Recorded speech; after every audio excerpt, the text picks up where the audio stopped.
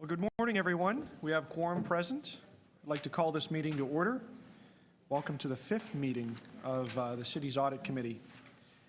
We acknowledge the land we are meeting on is the traditional territory of many nations, including the Mississaugas of the Credit, the Anishinaabe, the Chippewa, the Haudenosaunee, and the Wendat peoples, and is now home to many diverse First Nations, Inuit, and Métis people. We also acknowledge that Toronto is covered by Treaty 13 with the Mississaugas of the Credit. Are there any declarations of interest? Please indicate the item number and the nature of the interest. I do not see any. I will now take a motion to confirm the Audit Committee meetings from October 25th, 2019. Anyone like to place that motion? Councillor Ford. All those in favor? Any opposed? And that is carried.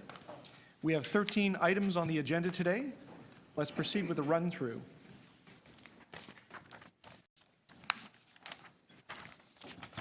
AU 5.1 is Status Report on Outstanding Audit Recommendations for City Divisions in Community and Social Services, the City Manager's Office, and the People and Equity Division. And before I go forward with that, I'm going to make a note. I'm going to propose that we move this to be heard together first with item number 11.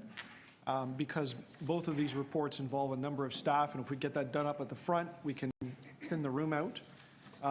Is there anyone wishing to hold or ask questions on that item?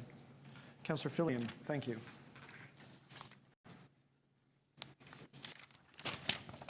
AU 5.2 is 2019 Annual Report demonstrating the value of the Auditor General's Office.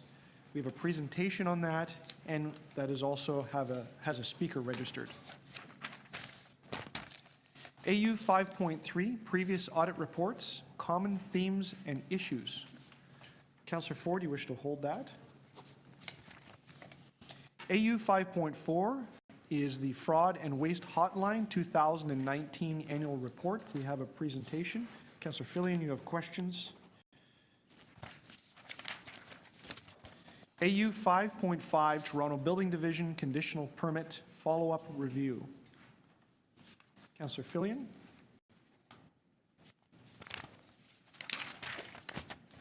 AU 5.6, Cyber Safety, Critical Infrastructure Systems, Toronto Water SCADA System. There's also a confidential report on that. Are there any members? Councillor Fillion. We'll be getting that. Okay, and just for clarity, Madam Auditor, is that in camera or is that a public presentation? That is an in-camera presentation. Okay. So what we'll do is when we reach that item, if there's any public questions, we'll ask them. Otherwise, we'll put the in-camera portion of the meeting towards the end. We'll just stand the item down.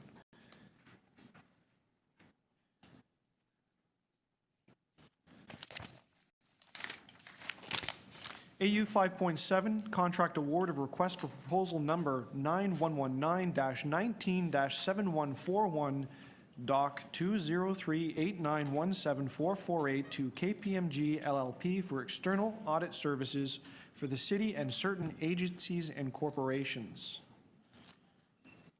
Any members with questions on that? Someone like to move the item? Councillor Nunziata is moving the staff recommendations. All of those in favor? Any opposed? And that is carried.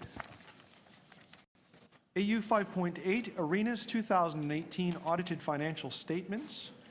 Would someone, any questions on that? Councillor Nunziata is moving the staff recommendations. All those in favor? Any opposed? And that is carried. AU 5.9, Mechanisms for the Auditor General to conduct cybersecurity assessments for city agencies and corporations. Councillor Fillion, question? Okay. AU 5.10, Implementing Recommendations from the Auditor General's Report, Safeguarding RGI Assistance, Ensuring Only Eligible People Benefit. Any members with an interest in that item or wishing to hold that? If not, I will take a motion that the Audit Committee receive this report for information. Councillor Ford. All those in favor? Any opposed? And that is carried. AU 5.11, Management Update on the Implementation Status of Outstanding Auditor General Recommendations. Any questions on that item? If not, I will take a motion for the staff recommendations. Councillor Ford, all those in favor? Any opposed? And that is carried. So I did say we were going to join that first item, but we don't need to at this point. AU 5.12, Pension, Payroll, and Employee Benefit Outstanding Auditor General Recommendations Updates. Any questions on that item? If not, I will take a recommendation. I will take a motion that for the staff recommendations. Anyone wishing to place that motion? Councillor Ford. All those in favor? Any opposed? And that is carried. The last item, AU 5.13, Audit Plan for the City of Toronto's Consolidated Financial Statements for the year ended 2019. May I have a motion? Anyone like to move the staff recommendations? Councillor Ford, all of those in favor? Any opposed? And that is carried. Back to the top of the list. We have AU 5.1, Status Report on Outstanding Audit Recommendations for City Divisions in Community and Social Services for the City Manager's Office and the People and Equity Division. Councillor Fillion, you held the item. Thank you. I just wanted to ask the Auditor General if there's anything in here in particular that she thinks we should pay added attention to, perhaps bring back sooner rather than later. I can say that the entire group is moving along, which is great to see. A lot of work has been done by management. In relation to what to bring back, I can say that there is work underway, and hopefully by maybe June, we're able to update our recoveries or savings. Right now, there's been a delay. So the numbers that the divisions are showing are not complete, and so we're going to work with the divisions between now and June to update the amount of savings and things, and making sure that the databases are in place. So at a high level, everything's moving along. The high recs are moving along. The savings are coming in. IA and management is on it, and the area where we have to do more work between my group and management is around identifying the savings and making sure the right things are in place to get those in the door sooner rather than later. So I feel good about where this entire section is. Okay, thank you. Thank you, Councillor Fillion. Are there other questions? I have one brief one. If I can turn attention to page 11 of 12 of the report, the middle of the page, and I think my question is to the Accounting Services Department, but it's in relation to urban forestry. I'll note the paragraph. We acknowledge that management has taken steps to adjust the recommendation, has developed a process to address old unclaimed deposits. However, at this time, urban forestry have not transferred the unclaimed deposits to the city's revenue account because it is awaiting further guidance from Accounting Services Division. And I wondered if I could learn a little bit more about what the guidance is and what may be the issue here. Yes, yeah. Good morning. We're actually in the process of working on a revenue recognition policy. And then with that policy, which aligns to proper accounting guidelines provided by the Public Sector Accounting Board, then we'll be able to work with Parks, Forestry and Recreation to ensure that they take the accounts that need to be taken into income according to that policy. So they have started the review work, and they are working with accounting services. We just have to get the policy statements. Is I guess it's 19.5 million, is it material in terms of it's sitting in urban forestry's side of the books versus the general revenue? Maybe I'm not sure on general revenue it's material, but on the urban forestry side, and how does that connect with the budget process? Does it pose a problem? So then the figure itself is certainly a material figure. Right now, it is a deferred revenue, so it actually has not been taken into the city's income. Any balance that is no longer deferred will be taken into the city's into the city's income, and it will be reflected on the income statement.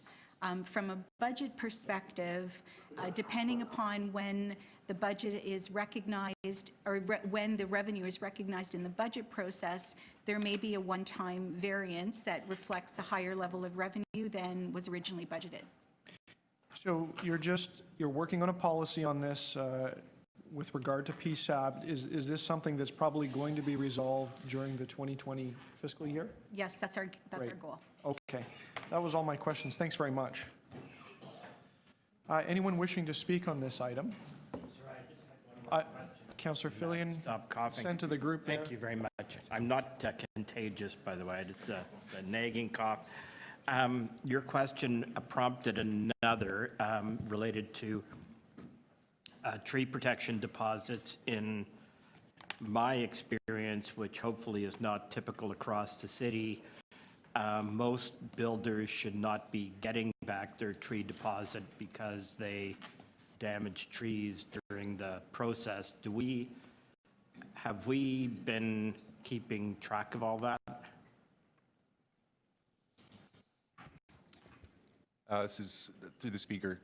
The Tree Protection Plan Review Department does hold on to deposits where there is an impact associated with a city-owned tree, for example. Yes. But have we, in all of these cases, I'm suspecting that in a large number of cases, we never monitored and there has been damage to trees. If I was to spot check 10 of these, would I find that there had been inspections before anybody got their deposits back, and that there were some cases where it was concluded that people wouldn't get their deposits back? There are instances of both. So in all cases prior to return of a deposit, we do perform inspection to confirm that a tree hasn't been impacted and that it's going to continue to survive well, so we can continue to maintain the asset. Many of the deposits associated in this figure here are also associated with planting deposits, which are also confirmed. Okay, maybe I'll follow up with you offline. Yep, thank you. Are there any other questions? Anyone wishing to speak on the item? So I'm happy to move the recommendations of the Auditor General is that City Council receive this report for information. All those in favor? Any opposed? And that is carried. AU 5.2.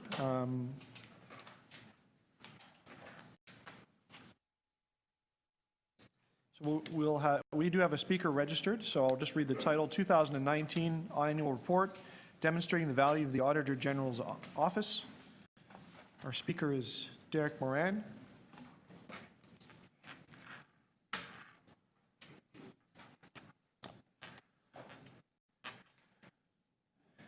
Morning, Derek. Welcome back to the Audit Committee. You have 5 minutes. I just want to say, by me speaking at this meeting, this shall not be deemed to be in any way my consent expressed or implied, and doing so is fraud. God bless Her Majesty the Queen, and long live Her Majesty the Queen. And let the record show I do not consent to the unconstitutional searches violating Section 8 of the Constitution Act 1982 that are currently taking place here at Toronto City Hall, as the province has never given the City of Toronto express statutory authority to do this. So in this report, it says, the results of this assessment will inform the audit priorities for the next 5 years. For the first time, the Toronto Police Services Board and the Toronto Public Library Board have invited the Auditor General to conduct a risk assessment of their agencies. So I came up with a great idea for a value for money audit regarding risk assessment for the Toronto Public Library, and I actually sent an email about it to the Auditor General here last week that I'm going to read onto the record. Hi, Auditor General Romeo Beeler, and how are you? At the last Audit Committee meeting, do you remember me speaking about the almost $1 million that is set to be spent on streetscaping at the Northern District Library, stuff for outside the library on the street? I have a great idea for a value for money audit that affects Councillors Cole, Matlow, Robinson's areas that your office could do in the name of public health. A value for money audit on how much sense it makes for the Toronto Public Library to spend almost $1 million on stuff for outside the Northern District Library when There is an asbestos problem to some extent currently inside the Northern District Library. As you can see from the email below I have forwarded to you, facilities at the Toronto Public Library were nice enough to point out to the service manager at Northern District that would require asbestos abatement and removal.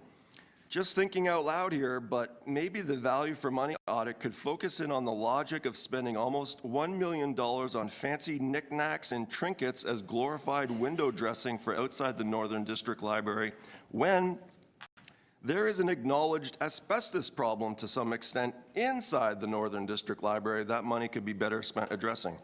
To put this into perspective, the TTC at its last board meeting, Josie Levita identified asbestos removal as one of its priorities and referred to it as a known toxic hazard. Actually, her assistant said that.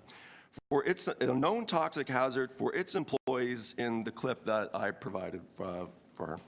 Thank you, Derek Moran. I would like to go hold the Toronto Public Library Board accountable for this. Unfortunately, what I found out at their last meeting I spoke at in November is, Vickery Bowles said this to me at the meeting, we ask you questions. You can't ask us questions. When I asked her by email after the meeting, where exactly does it say that so I can go verify this for myself, as I just want to make sure you weren't lying to me, Vickery's response was, the procedural bylaw of the board does not allow members of the public to direct the board to answer questions. And who passes these magic procedural bylaws that supposedly have the authority to control the public, what they can say when they go to these meetings? That's right, my so-called public servants. Seriously, think about what Vickery Bowles just said there. The Toronto Public Library has gotten it into their head somehow that I can't ask questions of my glorified maids and butlers there at the library board meetings unless they pass a bylaw first that gives me permission to do it.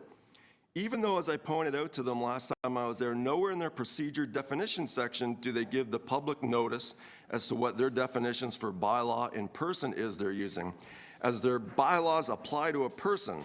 And as I also pointed out to them before I left the meeting, as I mentioned to City Manager Chris Murray here, the last three things I yelled at the Toronto Lying Library Board as I left that meeting were, you're lying by omission, you're defrauding the public, concealing information from us of a material fact, and you voted to disobey the city manager's office based on something that Jennifer Franks had said to the library board about a year ago.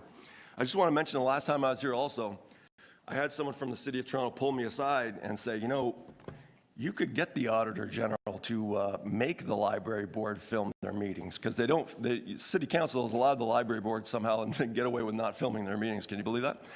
And I said, really, do tell. She said, yeah, I mean, the Auditor General could get them to film their meetings on the basis of being transparent and accountable. However, that city employee soon afterwards asked me not to mention their name and who they were at these meetings because, you know, Councillor Carroll told me all about the Webster effect when I bumped in there 2 years ago at the Canada Square theaters. I just want to point out the maxim of law that says everything that the law does not forbid is permitted. So, yeah, we're able to ask questions at these meetings. Thank you. You're welcome, Councillor Holiday. Are there any questions of the speaker? Once again, thank you for joining us. Okay, we have a presentation on this item. Yes, thank you. The presentation is going to be conducted by my team, Assistant Auditor General Anna Chan and Senior Audit Manager Nero Mochevich. And historically, and this is my second last annual report, historically, because the team really conducts the work, behind every leader there's a great team, I'm honored to have my team present for us.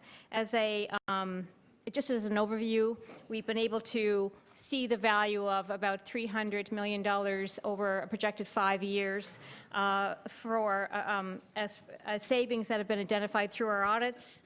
A real focus by management on really trying to get those matters that are high priority and potentially cost savings done. We've noticed them acting really really in a timely way. So that's nice to see. But overall, I can say that it's not just our work. As I noted last year, it takes a village to do an audit report. So it's committed and empowered audit staff. it's committed public service, and also a city council that supports accountability. And so all of those things are in place, and that's why we're able to have the change that we have. Thank you. Thank you. Good morning, members of Audit Committee. The municipal code requires us that we report annually on the activities of our office, including the savings achieved. In this presentation, we'll highlight our key activities and accomplishments from 2019. And one of the things we heard last year was that you wanted to hear more about the impacts of our work that were valuable but could not be easily translated into a dollar figure. So we've reflected this in our annual report and in this presentation. Our annual report summarizes outcomes of our work, including management's actions since our audits to drive change. Outcomes like stronger internal controls, better service for Torontonians, or dollar savings for the city. As a reminder, this past year we completed 2 transit audits that identified a significant potential for savings by better protecting TTC revenues. 3 audits that support the city coming together to move forward with its priorities for providing stable, affordable housing, and cybersecurity assessments that bring value by providing independent assurance on measures the city has in place to protect its information and technology. We've prepared a short video that gives you a snapshot of our office's activity during 2019.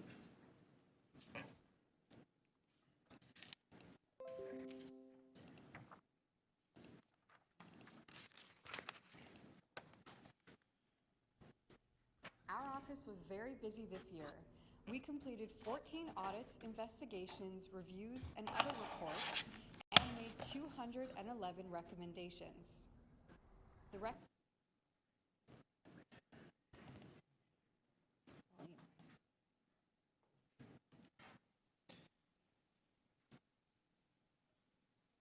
You want to keep going, Ina, with the, oh yeah. Our office was very busy this year. We completed 14 audits, investigations, reviews, and other reports, and made.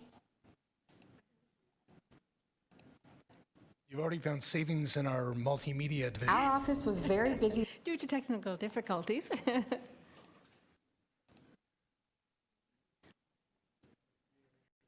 This year, we completed 14. Our office was very busy this year. We completed 14 audits, investigations, reviews, and other reports, and made 211 recommendations. The recommendations were aimed at reducing fare evasion on the TTC, improving fare equipment functionality on the TTC, ensuring value for tree maintenance services, helping the city maintain an effective social housing waitlist, assessing how the city is addressing its priorities like building new affordable housing, and ensuring the city has a robust cybersecurity program in place. By implementing our recommendations, the city has achieved savings of more than $318 million since 2015. This means we've saved the city $11.50 for every $1 invested in our office. Here's a look at what others had to say about our work this year. I think we all take the Auditor General's findings very seriously, not just the Commission, but the TTC staff team.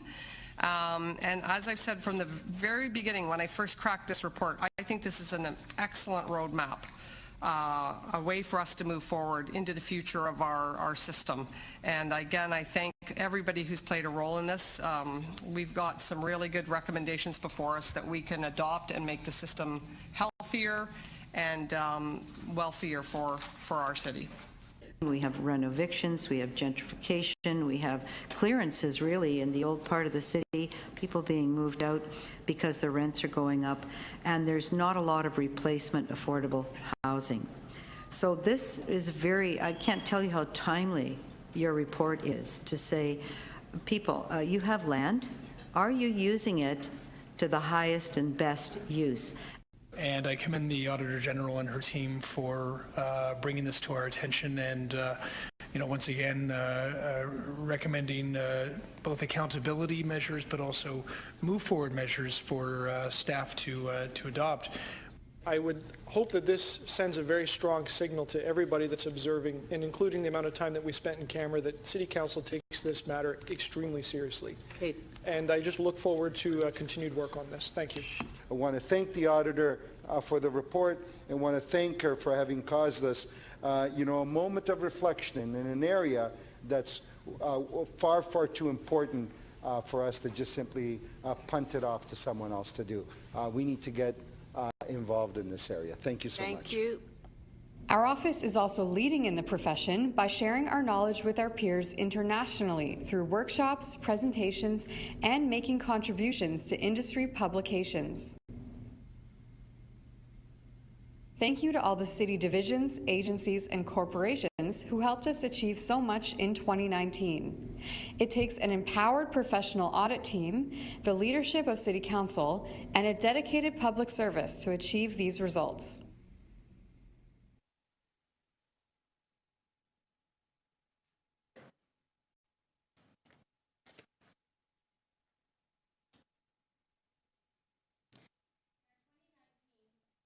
In our 2019, our audit reports on housing, TTC, corporate services, and contract management identified opportunities to save or avoid costs and increase revenues.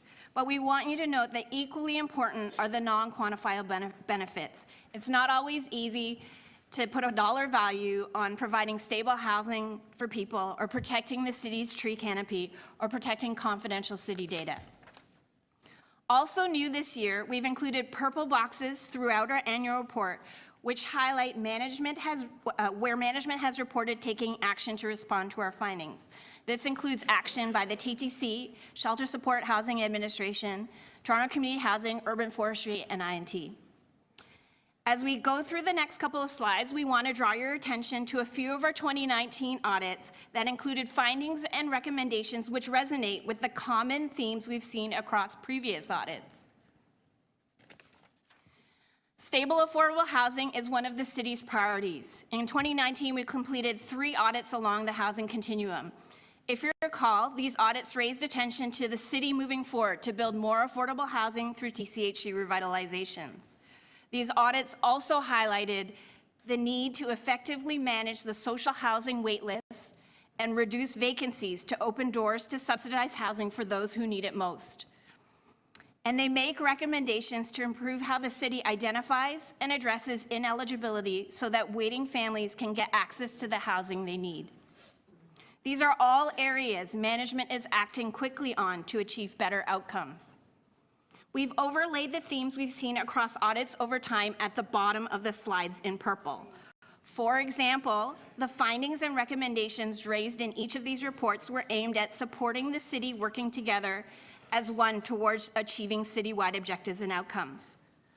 Our reports also made recommendations that will lead to improved information sharing, communication, and coordination between the city and its housing providers, including TCHC, as well as across human services. We also highlight the importance of modernizing processes, integrating technology, and leveraging data to more efficiently and effectively manage the social housing waitlist, and in particular, eligibility reviews for RGI assistance. In 2019, we also completed audits of fleet services and IT. These audits highlight that these corporate service areas need the authority and oversight to ensure a citywide approach is taken. Our 2019 reports on fleet services highlighted the importance of better oversight and accountability of the city's fleet. The city needs to centrally set the standards and the authority to coordinate, monitor, and hold divisions, agencies, and corporations accountable for outcomes. So there's a consistent approach to effectively managing our city vehicles and ensuring the most effective fleet options are used across the organization. Also, our 2019 reports on IT cybersecurity, together with earlier reports, have continually emphasized that INT, and in particular the Chief Technology Officer and now also the Chief Information Security Officer, have the authority to direct and oversee information security practices that should be applicable to all city divisions, agencies, and corporations.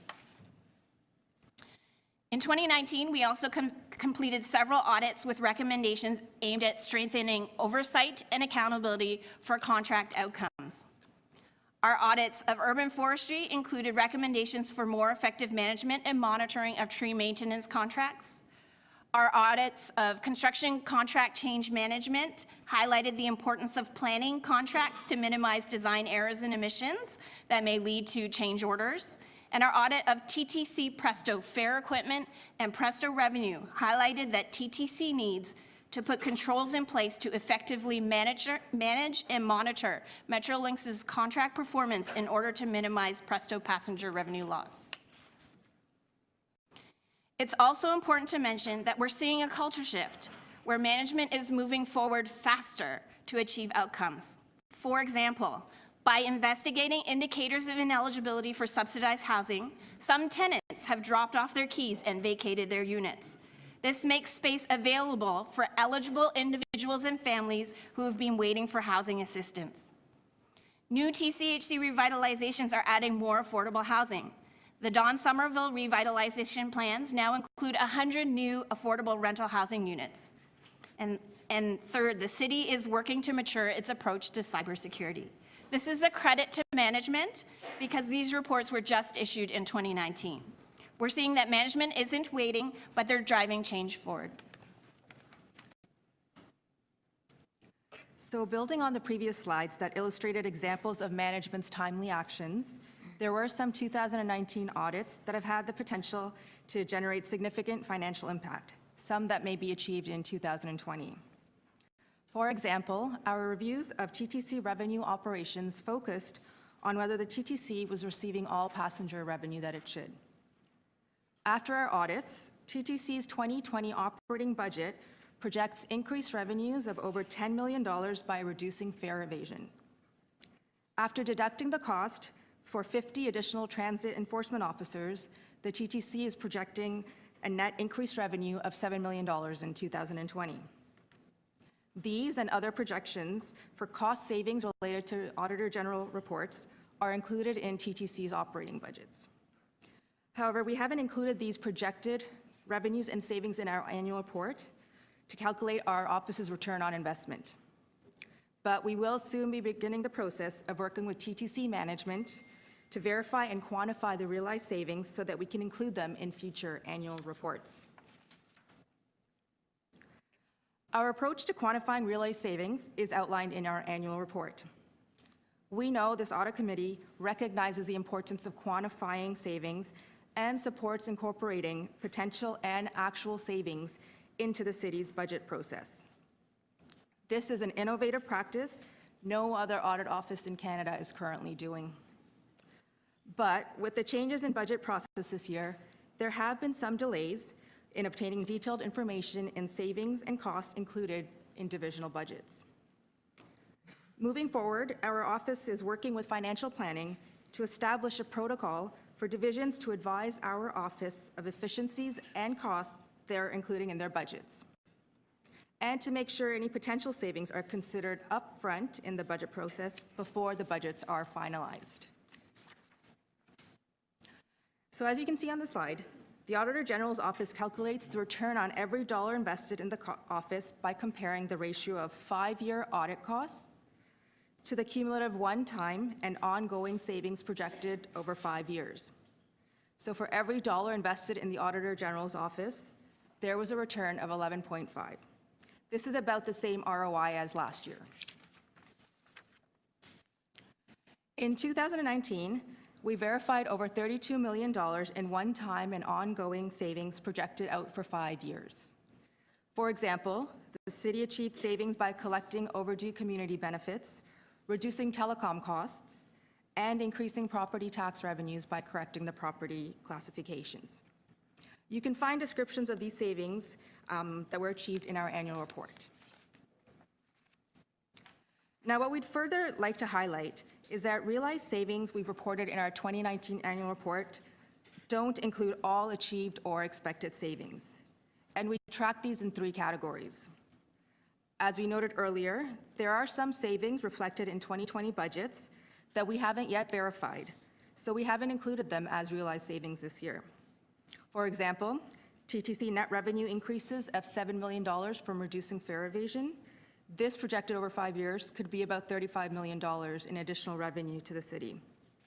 Also, court services projects increased revenues of nearly $1.5 million from improved collections. This over 5 years would bring in another $7.5 million in revenue for the city.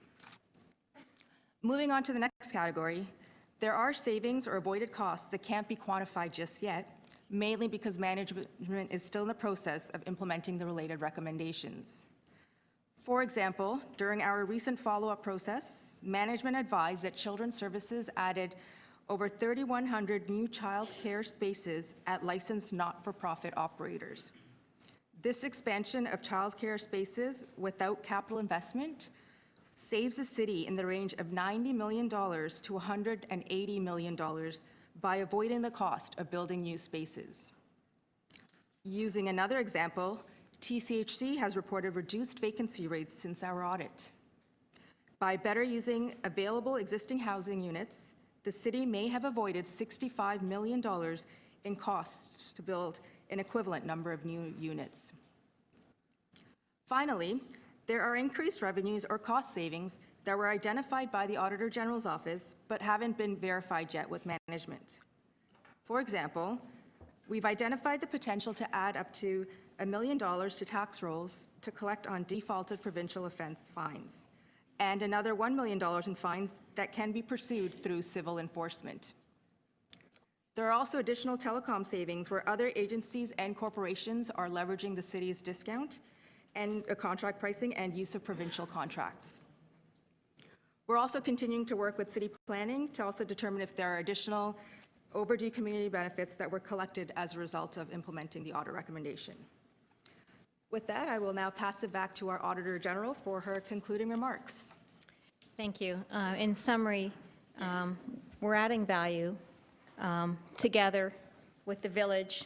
We're making an impact, and the savings will continue to be realized and grow as we have more time with the financial planning process, and we really crystallize the process so that we can identify the total amount of savings for this year. So there is more to come.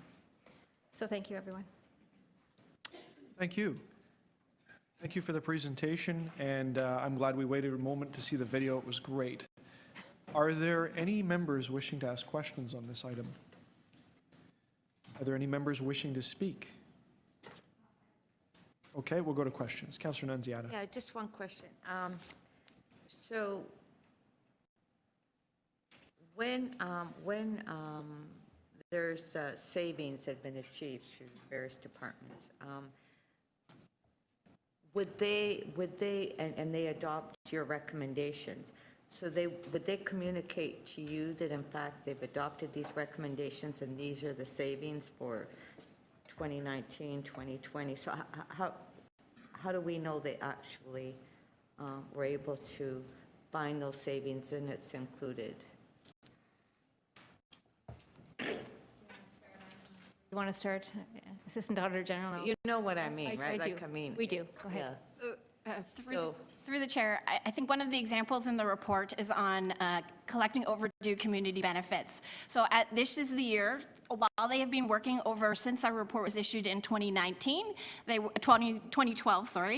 they've been working over the last number of years to review in detail what community benefits were secured and the amounts that were actually received. This year, they reported to us that it is fully implemented, but they've reported to council in the last 2 years on the amounts that they've received. And we've worked with community planning to verify the amounts that they have received, and they've reported that back to us. And they're true savings. Yes, so they received that money. We've reflected it in our annual report this year because it's the year we could verify it, but they're for years past. So they collected over time. And so that would not hit the 2020 budget, but it would have been collected and then put into the reserve accounts in previous years. Yeah, so next year when we do our budget, we'll be able to see those line items. Yes, and I can add to that, the past process has not been as defined or as rigorous, because and it was challenging to line things up, but we're working with a new team, the new process, and we're going to try to feed that in the front with Stephen Conforti. He's working with our team so that we can make sure that our work can be verified in prior to the budget process, and it can be included in the budget process. So that's. Thank you. So I'll move the recommendation. And thank you. Of course. Oh, okay. And thank you Go ahead, very Steve. much to the Auditor General. Thank you very much. You're doing an amazing job, and so I'm looking forward to future audits. And thank you. Thanks, Councillor. Are there any questions before we move on? No, we're good. Councillor Matlow. So where's the camera? Oh, you want to get on the next Oh, video there again, we go. right? Yeah.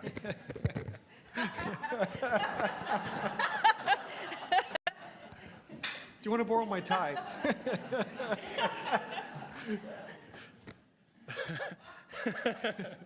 Hello, this is Councillor Josh Matlow. This is a very special message on behalf of my colleagues on the Audit Committee, the Mayor, City Council, and the people of Toronto, and everyone who is affected by the great savings that the Auditor General and her very competent staff contribute to our programs, initiatives, and capital projects, along with the ability that they show every single day to show us how to make government run more effectively, efficiently, and get every bang out of every buck. I want to acknowledge the good work of our Auditor General, the remarkable chair of our committee, debonair, handsome, sophisticated, and a very competent manager of our meeting, and all of my remarkable colleagues, but most especially to the AG's incredible team who astound us all the time with their acumen and their dedication to the work that they do. I've said this before. I was stuck here under duress, handcuffed, figuratively. And this was the last place I wanted to come to when this guy's uncle stuck me here. I'm pointing to Michael Ford. But every single time that I've been here, I've seen the value that this committee provides and the remarkable work that the AG and her staff do. Thank you very much. Cut. Thank you. Very good. I would like to move that we increase the Auditor General's budget. I think we got 1, 2, 3, 4, 5 votes on. All right. Anyone else like to speak? I'll speak briefly. All right. The title is demonstrating the value of the Auditor General. I think this committee, I think everyone in the room knows it, but there's a lot more people than just in this room that know it. So, obviously, thank you. Thank you for finding the savings, $32 million in this report. And, we always know that that's understated. Thank you for leading on this. And I mean this to the auditor and the entire team and the management, because you see it time and time again in the different reports. This is new. Nobody else has done this before. Nobody has attempted this, or we found something that's made a change. And it comes up over and over and over again. I think that's really impressive.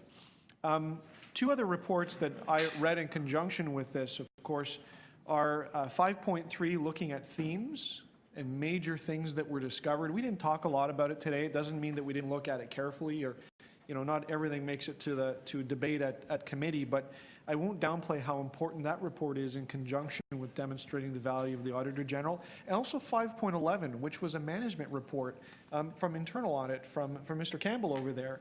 Again, not one that we held today and talked about, but if you read the appendices on that, you see all of the tracking that's gone on of all of the things that were discovered over time and what management is doing. And there's a lot of story in there about what's changing over time. I really like that report and the themes because it shows that the relationship between Council and the Auditor General is working, but more importantly, the relationship between the Auditor General and the Toronto Public Service is working. And there's been, I don't want to say a culture shift because used a lot, but there's continuous improvement going on, and these reports are evidence that that's occurring, that there's a change in process, a new change in process, as I hear, to have management track these in a centralized way and consider them at the management table is novel in Canada. It is. It's unfortunate it's novel, but again, I'm proud that we're leading the way on that. I mean, I'm proud of the Toronto Public Service from that aspect. But the one remark I wanted to leave everyone with, because it really is my experience as a city councillor in how I see this, is the work of the Auditor General has become a household discussion. You know, when people often think audit is internally focused, maybe it's on money, and there's this function that goes on like in any major organization, but when citizens say, you know, I saw that report about this and it bugs me, or I agree, or the auditor got it right. When I talk to somebody in the fire alarm industry and they say, you know, we heard about what the Auditor General's done and we're seeing changes out in the industry, it means that it's no longer just about the City of Toronto. It means it's about shaping the world around us. I think that's tremendously exciting. I've been here for 5 years and I've seen this grow and build, but we're now working outside of the boundaries of 416 with this work. I think that's something that everyone should be proud of, everyone involved in this process. That's huge. And, you know, we talk, again, a lot about money, and I'm glad that we now have a new process to take it out of the budget. I mean, that's good. Again, a shame it's new, but it's cutting edge. But I've come to the final conclusion, though, that audit is not about money. It's about people. It's about everyday people, and that's why it's captured their attention. And, you know, when you hear about that there's 100 homes that weren't there before that a family can live in, that there's 3,000 childcare spaces that weren't there before that we wouldn't have been able to build, but we now can, and then countless other examples, that's fantastic. And if that isn't recognition or reward for the work, you know, I don't know what is. So really, congratulations to the Madam Auditor, your entire team, the Toronto Public Service, this committee for your work, City Council. I find it a privilege to serve on this committee, and you know, I look forward to continuing to do it. So thanks very much. On that, we had Councillor Nunziata place the motion. All those in favor? Anyone opposed? And that is carried. And we have to be on the video. Yeah. All right. We're going to have people wanting to be on the committee all of a sudden. All right. AU 5.4, the Fraud and Waste Hotline, 2019. I believe I have Councillor Ford. Did you have that? You know what? My bad. I had noted that you'd moved it, but no, you'd held it for questioning. So thank you. 5.3, previous audit reports, common themes and issues. Councillor Ford. Thank you very much, Mr. Chair, and to my colleague, Councillor Nunziata. I'm just trying to keep it moving here, and efficiency, time is money. So, with this report, so thank you very much for this. And actually, I think this is a good segue from the last item. So, common themes and issues you have identified within the City of Toronto, and I think this is a topic of conversation we always have. I think every time we meet, it's always about how best can our city be, saving money and finding efficiencies and doing all that. So I haven't read the full report, but I probably read about 60% of it. But what I gather is that you have given examples of previous audits, previous trends, and then kind of put forth some recommendations. A very broad question to you, Madam Auditor, is what would you like to see come out of this? What do you envision comes out of this? Thank you, through you, Chair. What I think is important is for management to take notice of the themes. We do see the city manager taking the right approach around results-based accountability. Fantastic. And outcomes. And we see management implementing findings and recommendations. They're implementing recommendations. That's happening. But for every recommendation, although we're focused on an individual division, that theme resonates in other divisions. And so on the second page, what I think is really important is when there is a report for management to ask itself, is our division experiencing similar things? Are there opportunities and lessons learned that we can leverage? Who's involved with delivering the service, and can we work together? Who has overall responsibility, and are we empowered to make the right changes? And so when a report comes out, if we talk about, for example, centralized management and overseeing the divisions, each division is operating, that might happen in fleet, but it's also happening in water, and it's happening in IT. So really, take a report, look at it with the lens of your own division, and see if those themes resonate. It'll help the city manager to get from here to there faster, because people are ingesting the common themes. If I was going to say what's really hurting the public service, it's the silos. So if we can break those down, and we can think more broadly and almost think about, if we were going to build it today, what would it look like? That is what you're looking for. Right. So thank you very much for that. So with this, it's kind of how it's been written, or how I take it, is that it's kind of like a guide for divisions and corporations. I guess maybe this is more of an appropriate question for our city manager. How do we put this into practice? Not as much, this is what you should be doing, to this is what, well, you should be doing, not more of a request, but more of a direction, and putting that into practice. So if I can, through the chair, this is all about collective ownership. And it starts not just with myself, but my deputy city managers, my CFO, and then our corporate leadership team. So the communication to everyone is that I think, as the auditor has said, functioning in silos is incredibly inefficient and ineffective in terms of demonstrating value for money and delivering services well. So the communication, and it's even further reflected in the performance appraisals that we're doing with our senior leaders in the organization, to make sure that we're not, when we do something, so focused on ourselves in a particular division, and taking the time to make sure if there's an opportunity to extend our thinking to other service areas, that in fact we're doing that. So again, communication to the senior leadership, who then communicate it further down to the organization, to those writing reports, and then making sure that it's further supported through the performance reviews that occur every year. Thank you very much. Thank you, Councillor. Councillor Fillion. My questions were going to be very similar, and I'll try not to repeat. A question, I guess, of the city manager. This preamble is, I'm somewhat skeptical that city managers will be reading all of the audit reports and thinking, what could I learn from this report? I sort of just not so sure it will happen unless there's some monitoring, unless there's some homework assignment.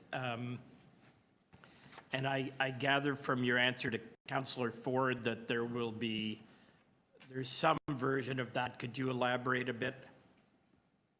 Well, yes, through the chair. For example, I mean, we have a good idea at the senior level of the reports that are coming 3-6 months out.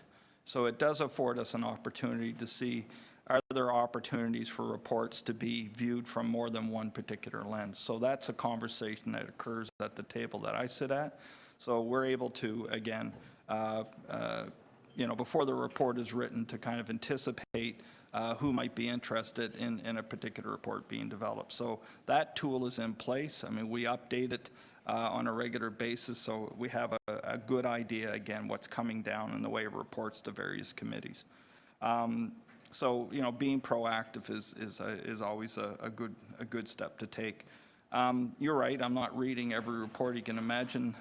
My job would be just reading reports, and so I'm here to try and focus the organization, years ahead down the road, and but to impart on my DCMs what I think is their core responsibility, and that is to ensure that we have the right leadership heading up the various various parts of our organization to ensure that they're performing well, to ensure that where there's opportunity for collective ownership, it's occurring, and as well, finally, to ensure that when we engage in transformational work, that they're on board and they're driving that transformational work across the organization. So those four things I just described have been communicated to corporate leadership team, and so we are starting, and I think some of what you're hearing today about the culture shift, I would argue is maybe in part a result of us having this particular kind of focus. Thank you. Thank you, Councillor Fillion. Councillor Matlow. Through you to the city manager again. Hi, Chris. When it comes to outside of agencies and organizations such as the police and others, and sometimes even provincial agencies like the AGCO, I've found repeatedly that the silos are so separated that when there are clear common public policy objectives, it's like herding cats to get anybody to even know each other's name, never mind make a practice of just calling each other up and seeing if we can work together. Two little examples. One is a few years ago when I had a problem hoarder in my community. All of us have them, who needed care himself, but also was adversely affecting neighbors. We had to literally move motions to get the right people to sit together, including fire, police, animal services, etc., to just say who can do what to try to achieve results. Similarly, I know Councillor Nunziata and I and others have challenges with problem bars in our areas where you try to get the AGCO and city staff to talk, or even in some cases where there are tragic incidents like homicides, our crisis response team in SDFA aren't directly contacted by the police, so there's no information sharing. I say this as a preface to ask, are there steps, and if not, can there be, will you take steps to ensure not only our internal city divisions are breaking down the silos as are recommended in the report, but also that we are working with police, TTC, et cetera, that are affiliated with us, but also other agencies that may be of other orders of government, where we need to achieve policy objectives together. So through the chair, I mean, great comment. I can tell you I'm pretty much on speed dial with the leadership of Toronto Community Housing, Toronto Transit Commission, and even Toronto Hydro. In terms of the work that we're doing with police, I mean, our government relations group is working through some of their service changes, but I wouldn't say I'm as direct dialed as I am in those organizations. Admittedly, it's not because of any fault of the police chief at all, anything like that. We are cleaning up our house internally first, making sure that we as divisions within this organization function in a collective manner. And because of some of the priorities of council, there's a reason why I'm very much on top of TCH and TDC and Toronto Hydro. We're also, though, building relationships with municipalities as well as other government ministries that, we have been working with in the past.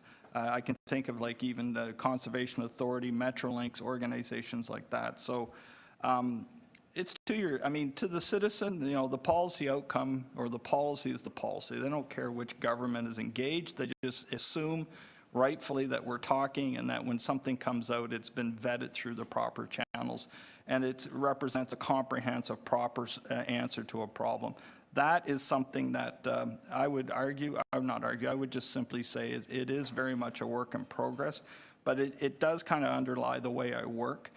In that, silo-ized thinking is not going to solve many problems. Hence the reason why we've had, I think, some success with the province in dealing with transit and things like that. So, may I suggest to you that, no, it is not. I don't think it's a matter of any one individual's fault, whether it be yours or the police chief or whatever. I think it's just the system is set up in a way that just doesn't naturally jive together. And so while it might be good that you have a hotline with whomever, I think the systems need to be more let's just say there needs to be work to ensure that all of our different silos work in concert with each other right on the ground level when it comes to these specific policy objectives. I don't know if I need to move a motion to kind of reflect that or not, but even just if I can kind of make that point through my question, that it's about sort of looking to the different policy objectives where it might be intergovernmental or even just interagency, like out, our ABCs, et cetera, and making sure that just people automatically call each other and say, what do we do about this, or sit at a table, rather than come to a counselor, and then we have to kind of try to get everybody to a table and figure out who to get there to figure out a problem. We do that, but the system should already be doing that. Through the chair, I mean, I think that's a profoundly sensible comment, and one that I think a number of us do naturally, but to make it more kind of ingrained in the organization makes a ton of sense. Okay, thank you. Thank you. I'll make the brief comment that this is going to City Council, so if we can't get the words down, but if you want to hold the item, we can do that. If you wanted to work on something, if not, we will have another shot when it goes to Council to add a recommendation, because I've been thinking a little bit about this as well. I just didn't want to do anything hasty and not get it right, but I'm flexible with holding this if we need to. Hold it for a moment. And okay. Then we'll, So I wanted to ask a couple of questions as well.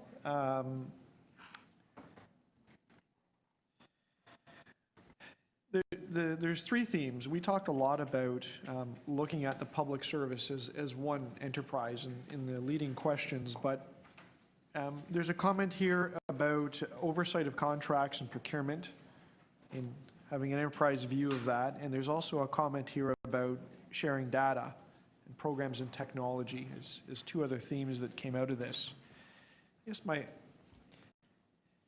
the question I really want to ask is, do you see barriers, red tape, policies, things that need to get fixed in order to resolve those or be better at them? But I don't want to put you on the spot. That's not fair. I mean, how do you solve world peace, right? It's not a question that you can answer on the spot. But maybe the correct question is do you have a vector to council to bring forward strategic issues around these? And I'm asking the city manager from your lens on this. Do you have a place to say, look, we got a problem with how we do procurement, and we really need a large policy change or a change in the rules or a change in the law? Do you feel that you can bring that to council to get it resolved fairly efficiently?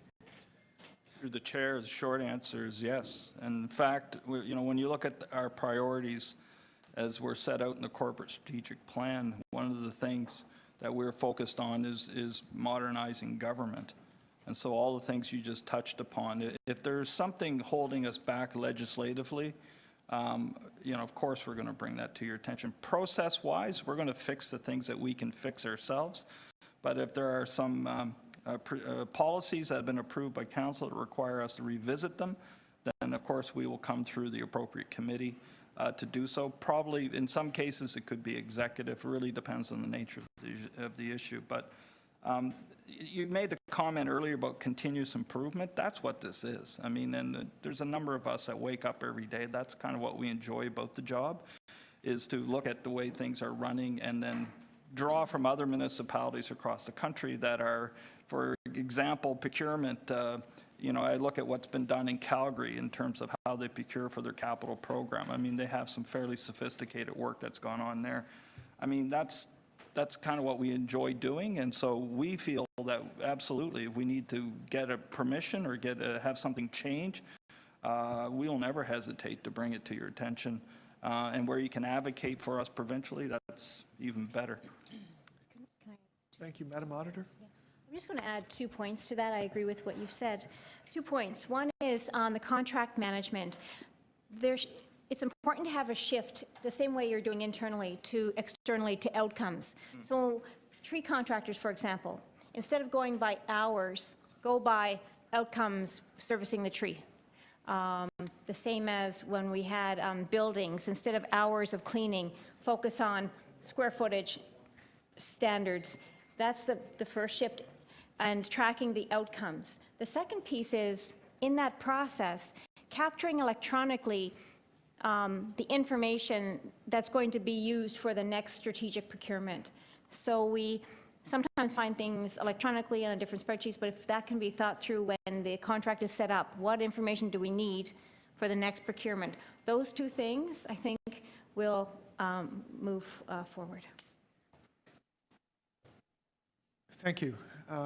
Is there anyone wishing to speak on this? I know there's a motion being worked on. Councillor Ford, go ahead.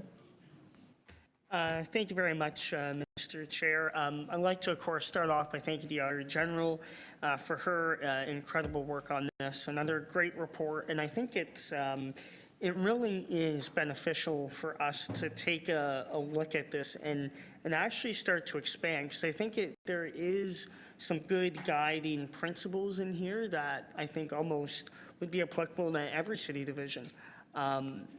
So this is very good. I also want to thank the city manager for all the work that you and your staff are doing, because I know reports kind of hit our desk here, and it tends to have, well, why aren't we doing this? Why aren't we doing that?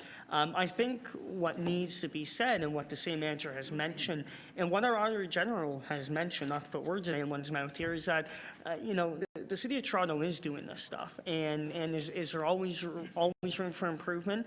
Absolutely not. I think that dialogue will never leave this building. Doesn't matter who's in here. So I respect that. So I think the city manager and the senior leadership team are doing phenomenal work, especially with, I guess, the values of the Audit Committee and the work that we do here, I think is resonated in the city. What I would say, and I kind of understood what Councillor Fillion was saying about stuff actually happening that goes here and making sure it actually comes to fruition. And I join him slightly in that, I would say, a little anxiety of sorts. I understand that we're doing everything we can at the most senior levels, but I think we really need to bake it into the Toronto Public Service, that our division heads are bringing it to their managers, and then down, I guess, the organizational structure. Because a lot of what we see that comes to the committee has to do with middle management and some stuff that happens at that level. And I think the values, what the common themes have been put into this report can do, really well at that level of management. So when I read the recommendation to request the manager to forward the report to division heads and boards and cities, major agencies and corporations, what I would like to see from there, and I was thinking about a motion, which I may do for council, I won't do here, but it is really coming up with direction in how to put this report into each division's practices. Because I think we should all be looking at citywide objectives and outcomes no matter what we're doing. We should always have a high level of accountability. So it's trying to turn this into a really guiding principle for city divisions and what have you. So I'm going to keep thinking about that as this goes to council, and maybe work with the city manager's office on that, and then visit there. So thank you very much. Thanks, Councillor Ford. I know there's a motion being worked on, maybe two, so I'm going to suggest, if anyone else doesn't want to speak except for Councillor Matlow and myself, we'll hold the item down. We'll just get this right, and then we'll finish up with it. It should be pretty quick. Councillor Fillion? Just quickly, I do sense that the culture is shifting, but I think it had gotten to a terribly low point to shift up from, and I wish we had some kind of meter that would, and I know the city manager, I know this is a priority for him, and he is trying to shift the culture. I think I had that conversation with him the first time we spoke, when he, after he came on board with the city. But I think there's a huge way that the needle needs to shift that I wish we had, and perhaps this is what Councillor Matlow is working on. We need some kind of measurement of the shift in that culture, because it's, I'd say it's improved over the last year, but it just has a huge distance to go. And this committee in particular needs to monitor that culture shift, because until that happens, we're not going to get the results we need. Thank you, Councillor Fillion. I think we still need a minute on this. We'll hold the item down. I don't think it'll be very long once it's resolved to process it, but thank you on that. So we'll go to AU 5.4, which is the Fraud and Waste Hotline. I believe that we have a brief presentation from Yes, the Auditor. thank you. I'd like to introduce Sean McIntosh and Jasmine Betta. Elaine now is still with our office, but she's not here today. We have 4 or 5 slides, and I'm going to turn it over to the team to outline what's happened with the Fraud and Waste Hotline this year.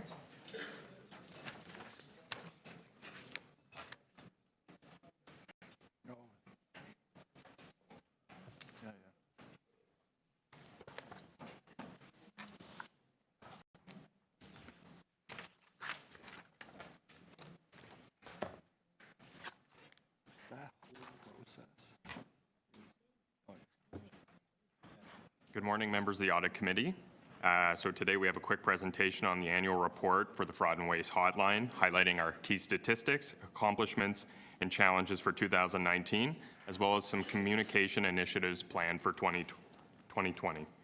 As the Auditor General said, I'm Sean McIntosh, and this is Jasmine Bhatia. Oh, I know. So to start off, We re-engineered the development approval process. there are a lot of numbers on this slide, but what I would like to talk about is what is behind the numbers in 3 specific areas.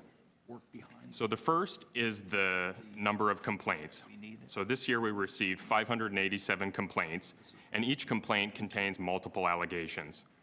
This is consistent with the 5-year average for complaints and allegations. Complaint activity can go up or down because of the dynamic nature of the hotline and factors such as outreach activities and issues reported by the media.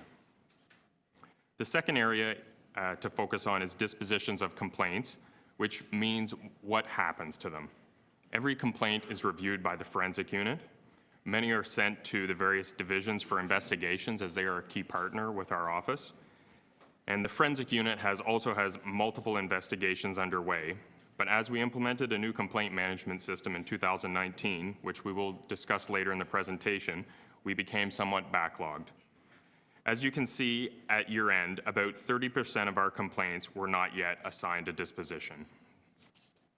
The last area is the outcomes and impacts of the hotline. Of the 137 complaints that were investigated or referred to divisions, 13% were substantiated, and this percentage will increase as 2019 complaints continue to be concluded in 2020.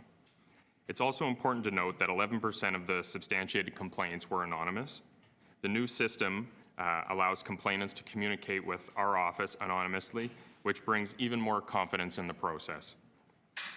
At the bottom of the infographic, you can also see total losses and recoveries for the last 5 years. These amounts are also expected to increase as outstanding complaints are finalized in 2020.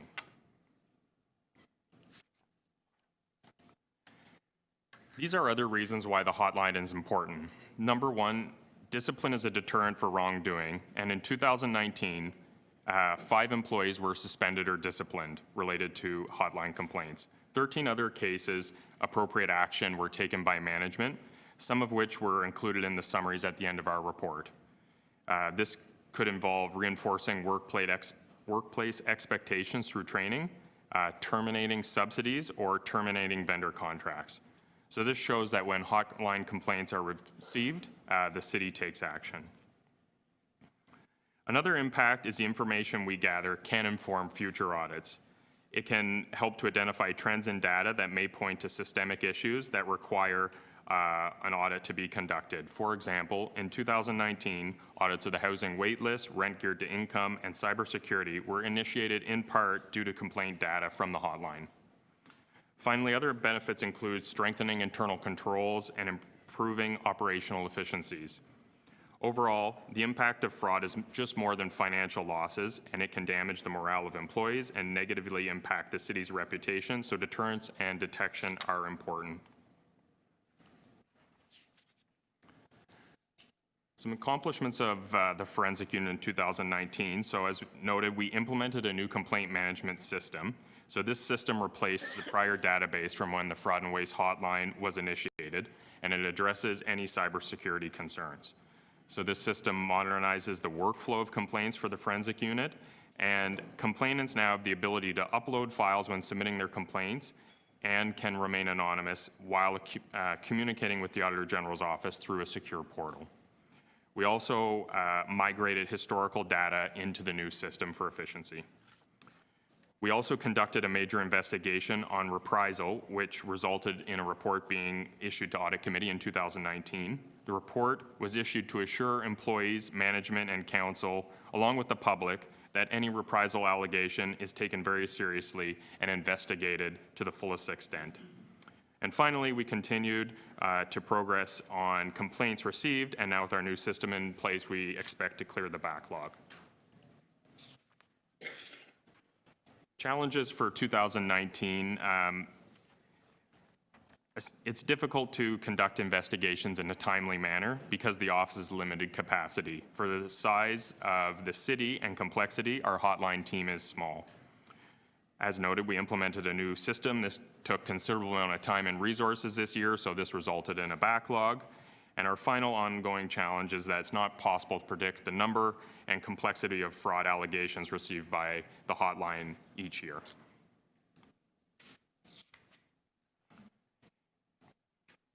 In the past, the Auditor General's office was not in a position to accept more complaints than the average currently received, but now with our new system implemented, the Auditor General's office will refresh our communication initiatives for 2020 to broaden awareness. We've already rolled out a communication about our new system to the divisions and agencies. Education is already part of our new employee onboarding program, but this year we want to raise awareness on employees' responsibility to report wrongdoing to the Auditor General's office as required under the Toronto Public Service Bylaw. This will include highlighting that March is Fraud Awareness Month. In addition, we plan to work with the City Manager's office to inform and encourage and remind members of the public and city staff about the usefulness of the Fraud and Waste Hotline.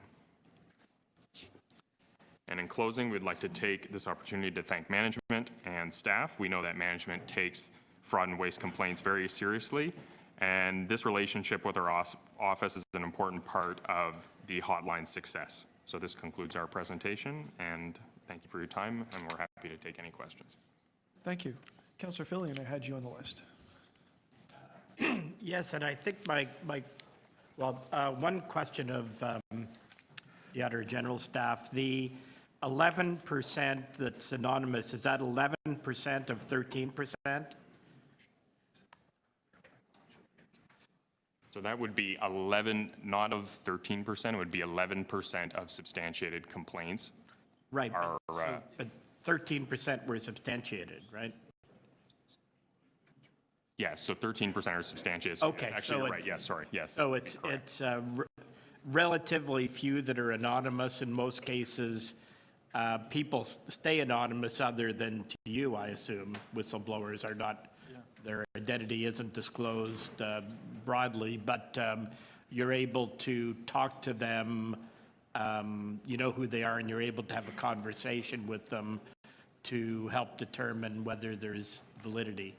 So I'll take that question. Yep. So no, when we say anonymous, we don't know who it is. And in the past, it was challenging to communicate because we'd be missing details. Now, with the new system, people can remain anonymous and communicate through the portal. So it allows a two-way communication, and we still don't know who they are, but we can ask additional questions and details, and they can provide information back to us. So that's what the new system has brought to the unit. Okay. Yeah. That's fantastic. So do we still get many that are just anonymous, like you can't communicate with them at all? We direct those emails to the portal so that we'll be able to have that communication. So we've just implemented the system. And we're hoping that this is going to allow for a two-way communication. And we just had a couple come in, and we've directed them to the portal so we can have a two-way communication. So right now, it's too early to tell if they're going to remain anonymous.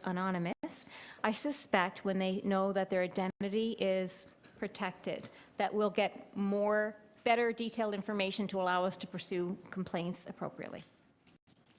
Thank you. Then my next question is to the city manager. And having been around a while, I have seen examples going back, I could take this back 25 years or more, where there have been cases, for example, involving transactions where I would have thought the cops would have been called in, and instead, the examples I'm giving are very old, so I just want to make that clear, very old. That instead of the cops being called in, people were let go with severances, and other cases where, for example, it was a land transaction. The land transaction didn't go ahead, but there were no other consequences. So what is our threshold currently for when we fire somebody with cause, and our threshold for calling in the cops? So through the chair, a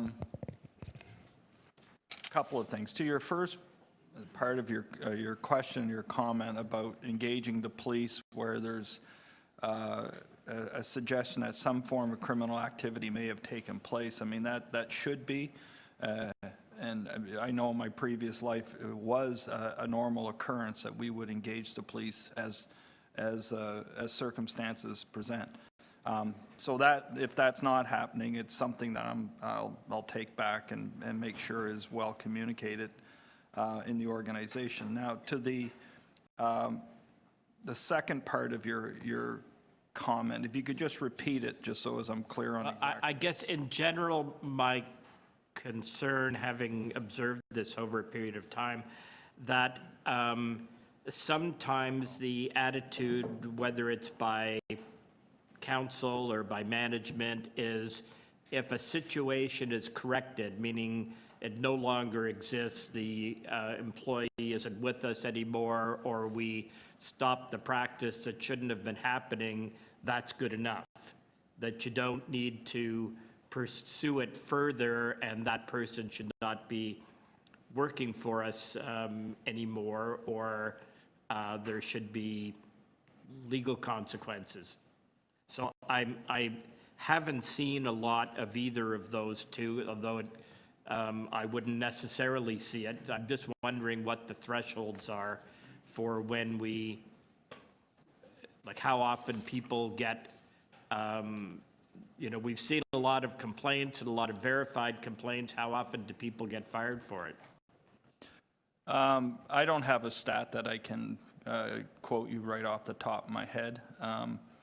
I think where in part you might be going, the nature of the labor laws, the evidence that you have to have in hand in order to dismiss someone with cause is the threshold is very high.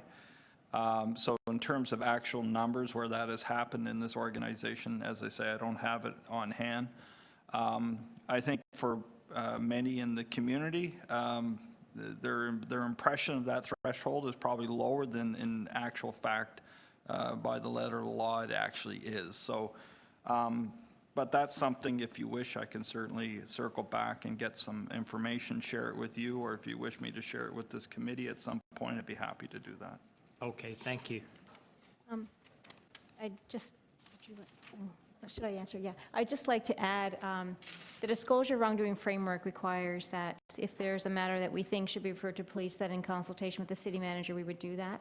And some of these cases take a long time to look at, but rest assured, if there's something that I personally thought should be referred to police, I would be working with the city manager, and with the prior city manager have in the past done that. So that's the first thing. The second thing is sometimes employees choose to leave the organization prior to any action being taken. They may just leave or retire, and so some of those are mentioned in the report.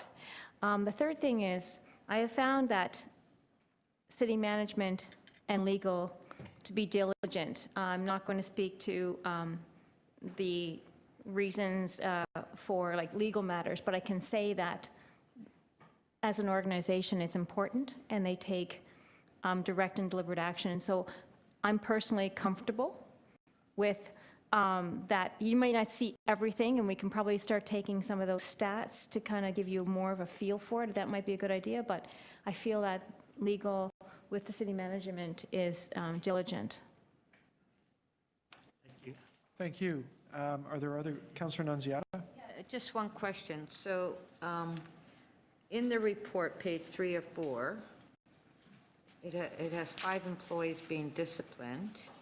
And then in the presentation, beyond numbers, 4 employees suspended and 1 employee disciplined. So those 4 employees were suspended for what length of time? In the presentation, the second slide. Are they noted in the summaries? There's certain summaries you can point to, Sean? Yeah. Yes. 4 employees suspended and 1 employee disciplined. And then in the report, 3 or 4, it says 5 employees being disciplined. Is this part? Okay. So in summary 4.2, there's 2 employees, and in summary 6.0, there's 1 employee. Those would be 3 of those. But you wanted to know, your question is? So they were suspended? Yes. 4 employees? Yes. That would be legal services can speak to it, but yes. And then there's other people who just left the organization before action would be taken. So there's more than just that. It's just some people have decided to leave. Oh, okay. So rather than be terminated, they left. Oh, okay. Thank you. Are there any other questions? I have one. So one of the things that goes through the fraud and waste hotline are, I guess, one category of complaints that are received are overpayments, or even worse, fraudulent circumstances where people get benefits payments or some sort of a benefit program from the City of Toronto. It may be external, so it's not just employees we're talking about. Do we have a general approach that we will go back and try to recover any overpayments or fraudulent payments? And perhaps I'm of the view is we don't even have discretion, we have to do it. But do we have the right collection systems and laws and rules in place that will allow us to go and do that? Or are there any gaps where people are, let's say they get caught, they end up keeping the money because we can't get it back? And I'll differentiate from that we can't collect it. I get that in some circumstances, but do we ever basically write it off as a loss? And what are the circumstances that we would ever do that? And I apologize, I don't know who to direct the question to because it's fairly broad in nature. Would legal like to, or would you like me to? Maybe focus it. Yeah, I can say that the city tries to recover where it can. Okay. You know, it's not always possible, and that becomes probably a work between the legal team and the city and the person who has allegedly defrauded the organization. And sometimes it depends on evidence and that kind of thing. So that's one thing to note. The other thing I'd like to note in relation to employee benefit fraud, which is what you're speaking about, since the city has put in place the new regime with the new contract with Green Shield, we are seeing an uptick in identification of employee fraud. Doesn't mean that there's more fraud happening, it's just people are getting caught. And I can say from behind the scenes with the data analytics that I've worked through with them and they have shown to me and cases being tested, people are going to be caught and it's going to be harder to defraud the city. So you are going to see a little bit of an uptake. I think taking action to pursue is going to be, recoveries is going to be important, but You may see more of an uptick. It doesn't mean that there's more fraud. It means people are going to be caught. So let's take in-house in a situation of an employee, whether it's benefits or some other circumstance where they've received funds and there's been a finding, a determination that it was inappropriate. Do we go back and collect that in every case? Or are there any holes where people are getting away with taking the money, but even if they're found in court or they're cut off or terminated, they still end up with the money in their pocket? Do we know of any circumstances, and can we make any moves or make some changes that would ensure that those holes are not there? And maybe we don't know, but that's the question. And then the same thing on the outside.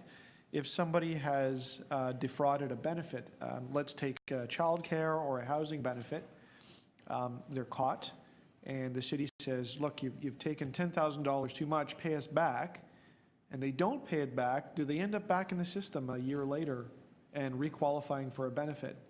And do they get off the hook for that money that they've been defrauded? And the reason I ask that is, that's the public perception out there is, well, I know this person got away with something, and there they are back getting more benefits, and they never paid back the money in the first place. Do we have the mechanisms in place to make sure that those situations are dealt with? And if we don't, what can we do to put it in? So it's a very big, challenging question. Sean, would you like to take that one? No, just kidding.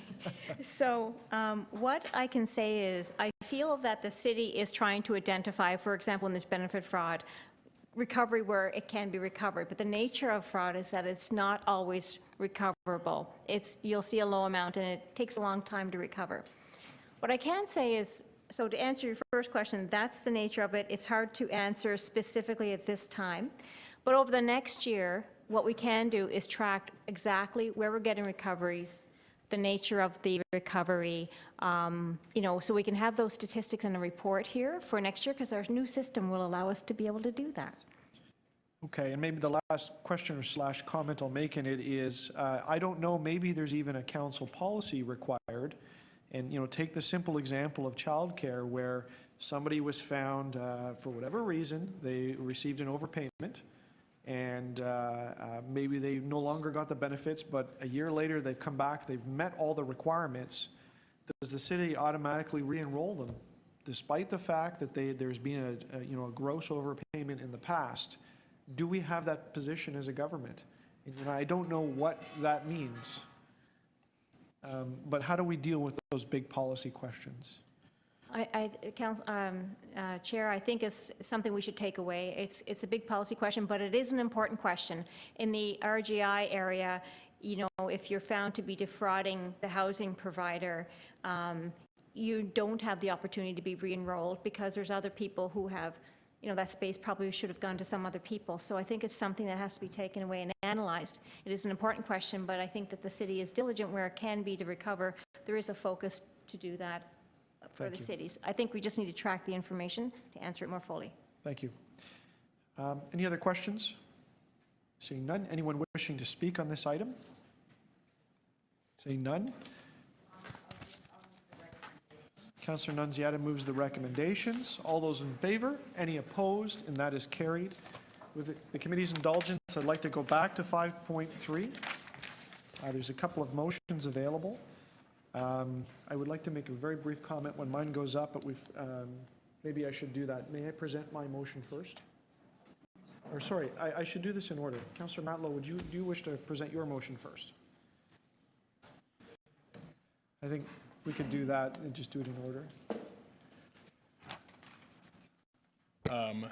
Mr. Chair, I'm moving that City Council request the City Manager to establish appropriate systems that will break down silos and ensure coordination as needed between all levels of government, partner agencies, and corporations and city divisions to achieve Council's policy objectives on both ad hoc issues and ongoing initiatives, and report to the Audit Committee by Q4 of 2020. As I mentioned in my in the line of questioning that I gave the City Manager earlier, which the City Manager completely and clearly concurs with us on. Improvements need to be made to our system to, at a very granular level, to just make sure that our systems work efficiently, and most importantly, to achieve results. I won't go into a long speech because I think I said a lot of it during my questions, but I just want to reiterate that I feel like I spend half my life here trying to figure out who I need to sort of figure out how to get to the same table, to figure out what often ends up being a simple, a complex problem with potentially a simple solution.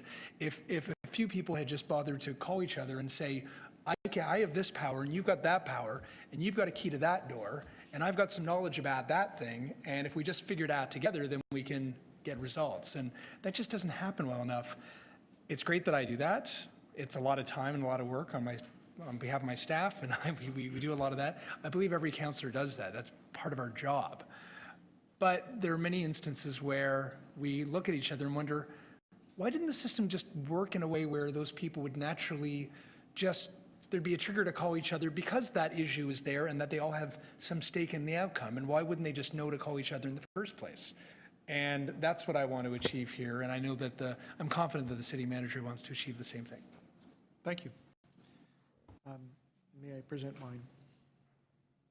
Mine's a very small ask. Just ask the city manager to include consideration of this report of, audit common themes and issues and the idea of continuous improvement as part of leadership training and performance evaluation.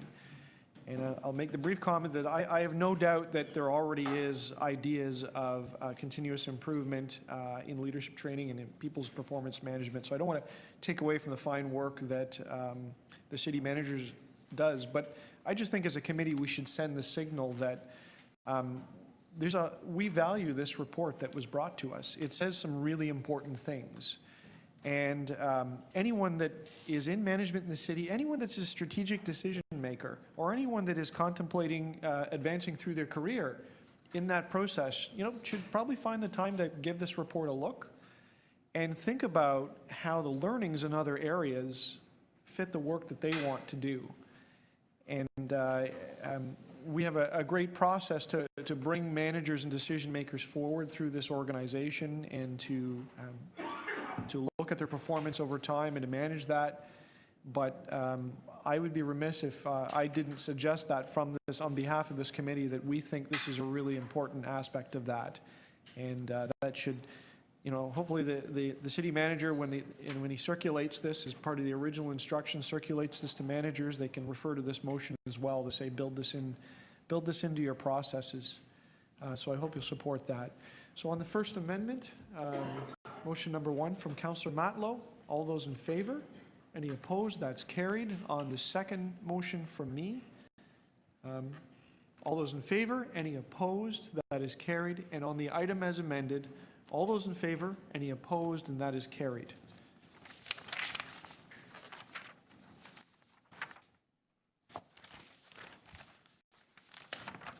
So we're at AU 5.5, Toronto Building Division, conditional permits, follow-up review. Councillor Fillion, you had that held.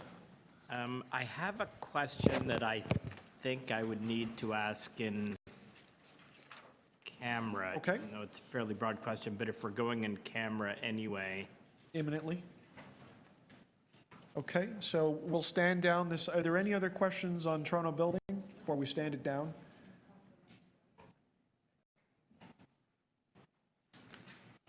Okay. So we'll go to AU 5.6 is next in the queue. That's cyber safety, critical infrastructure systems, Toronto Water SCADA system. Now, this is this is an in-camera. Does anyone have any public questions on this item? None. Okay. We'll just go through the balance of the list. So that item will stand down for a moment. We've got AU 5.9. Mechanisms for the Auditor General to conduct cybersecurity assessments for city agencies and corporations. That's 5.9. Councillor Fillion, I have you as with a question. Yeah, just I think 1 or 2 quick questions of the Auditor General. So can I take it from this report that you have everything you need to get in and do what needs to be done? Through you, Chair. Absolutely. Thank you. Yeah. Okay. Yes. My only question. Thank you. So on the item, anyone else with questions on 5.9 Anyone wishing to speak on 5.9? All right, may I have a motion for the staff recommendations? I'm happy to move those. All those in favor? Any opposed? That is carried.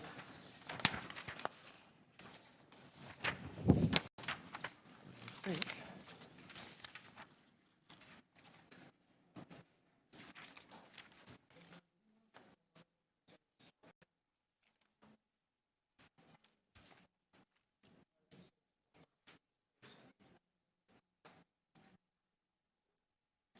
would anyone like, so that leaves us with 5.5 and 5.6. And we're going to need to go into closed session for that. So do I have a volunteer to place a motion? Anyone wish to, I guess I can place that as the chair. I'll place the motion to recess our public session to meet in closed session to consider the following items: AU 5.5, Toronto Building Division conditional permits, follow-up review. The reason for confidential information is the security of property belonging to the city or one of its agencies and corporations. And AU 5.6, cyber safety, critical infrastructure systems, Toronto Water SCADA system. Reason for confidential information, the security of property belonging to the city or one of its agencies and corporations. All those in favor? Any opposed? And that is carried. So we'll recess just for a couple of minutes to go through the procedure. And thank everyone for joining us.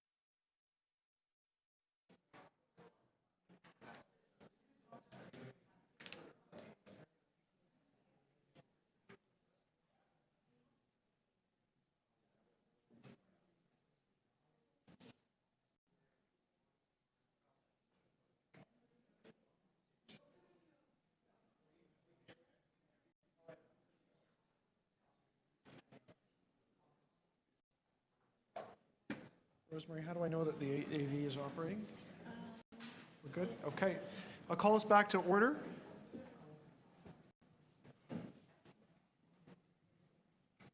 Okay. With the consent of the members, I'll put the motion that we will finish the agenda. All those in favor? Any opposed? That's carried. All right. The Audit Committee has completed its closed session. Consideration of confidential information related to the following items: AU 5.5, Toronto Building Division, conditional permits, follow-up review. No motions were made during the closed session. AU 5.6, cyber safety, critical infrastructure systems, Toronto Water SCADA system. The Audit Committee has issued confidential instructions to staff in the closed session. We will now proceed with the public debate on the items. So we'll go to AU 5.5, Toronto Building Division, conditional permits, follow-up review. Are there any speakers to this item? If not, I'm happy to move the recommendations from the Auditor General. All those in favor? Any opposed? That is carried. AU 5.6, we'll just get the clerk's guidance on the steps here. We first confirm. So the motion is to confirm the confidential instructions that were issued in closed session. All those in favor? Any opposed? And that is carried. Then the second motion is the Auditor General's recommendations or the staff recommendations. All those in favor? Any opposed? And that is carried. Good. That is the end of our agenda. Thank you much. Thank you very much, everyone. Thanks, everyone.